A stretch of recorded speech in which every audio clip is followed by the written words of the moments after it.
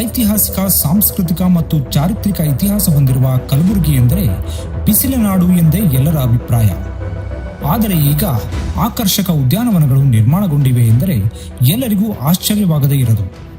ಈ ಸಾಲಿಗೆ ಹೊಸ ಸೇರ್ಪಡೆ ಎಂದರೆ ಕಲಬುರಗಿಯ ನೂತನ ಮೃಗಾಲಯ.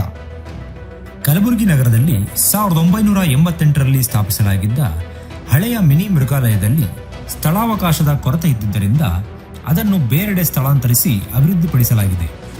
ಚಿತ್ತಾಪುರದ ಮಾಡಬೋಳ ಗ್ರಾಮದ ಬಳಿ 42 ಎಕರೆ 38 ಗುಂಟೆ ಜಾಗವನ್ನು ಮೃಗಾಲಯಕ್ಕಾಗಿ ಮೀಸಲಿರಿಸಿ ಅಭಿವೃದ್ಧಿಗೆ ಚಾಲನೆ ನೀಡಲಾಗಿತ್ತು. ಅದೀಗ ಅಂತಿಮ ಹಂತಕ್ಕೆ ಬಂದಿದ್ದು ಮೃಗಾಲಯವು ಉದ್ಘಾಟನೆಗೆ ಸಿದ್ಧಗೊಂಡಿದೆ. ಹೊಸ ಮೃಗಾಲಯದಲ್ಲಿ ಸಮಗ್ರ ಮೂಲಸೌಕರ್ಯವನ್ನು ಪೂರ್ಣಗೊಳಿಸಲಾಗಿದೆ. ಬೇಲಿಯಿಂದ ಸುತ್ತುವರಿದ ಕಲ್ಲಿನ ಗೋಡೆಯ ಕಾಂಪೌಂಡ್, 20 ಮೀಟರ್ ಅಗಲದ ಪ್ರವೇಶ ರಸ್ತೆ, ಪ್ರವೇಶ ದ್ವಾರ, ಪಾರ್ಕಿಂಗ್ ವ್ಯವಸ್ಥೆ, ನೀರು ಮತ್ತು ವಿದ್ಯುತ್ ಸೌಲಭ್ಯ, ಮೃಗಾಲಯದ ಪ್ರಾಣಿಗಳಿಗಾಗಿ ಆಸ್ಪತ್ರೆ, ಅಡುಗೆ ಮನೆ, ಶವ ಪರೀಕ್ಷಾ ಕೊಠಡಿ, ಕ್ವಾರಂಟೈನ್ ವಿಭಾಗ ಹಾಗೂ ಆಡಳಿತ ಕಟ್ಟಡ ಸಿದ್ಧವಾಗಿದೆ.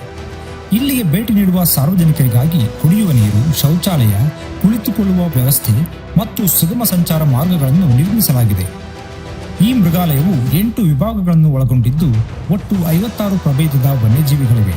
ಇದರಲ್ಲಿ ಹುಲಿ, ಸಿಂಹ, ಕರಡಿ ಸೇರಿದಂತೆ ವಿವಿಧ ಸಸ್ತನಿಗಳು, ನಿಶಾಚರಿಗಳು, ಪಕ್ಷಿಗಳು, ಉಭಯವಾಸಿಗಳು ಮತ್ತು ಸರೀಸೃಪಗಳಿವೆ.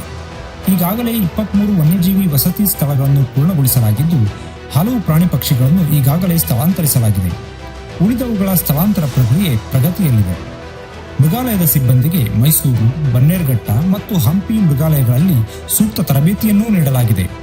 ಅನುಭವಿ ಜೀವಶಾಸ್ತ್ರಜ್ಞರನ್ನು ನೇಮಕ ಮಾಡಲಾಗಿದ್ದು ವನ್ಯಜೀವಿಗಳ ಆರೈಕೆಗೆ ಅಗತ್ಯ ಕ್ರಮಗಳನ್ನು ಕೈಗೊಳ್ಳಲಾಗಿದೆ. ಈ ನೂತನ ಮೃಗಾಲಯವು ಕಲಬುರಗಿಯ ಪ್ರವಾಸೋದ್ಯಮದ ಆಕರ್ಷಣೆಯನ್ನು ಇನ್ನಷ್ಟು ಹೆಚ್ಚಿಸಲಿದೆ. ಇದರಿಂದ ಜಿಲ್ಲೆಯ ಆರ್ಥಿಕತೆಗೂ ಬಹುದೊಡ್ಡ ಕೊಡುಗೆ ಸಿಗಲಿದೆ.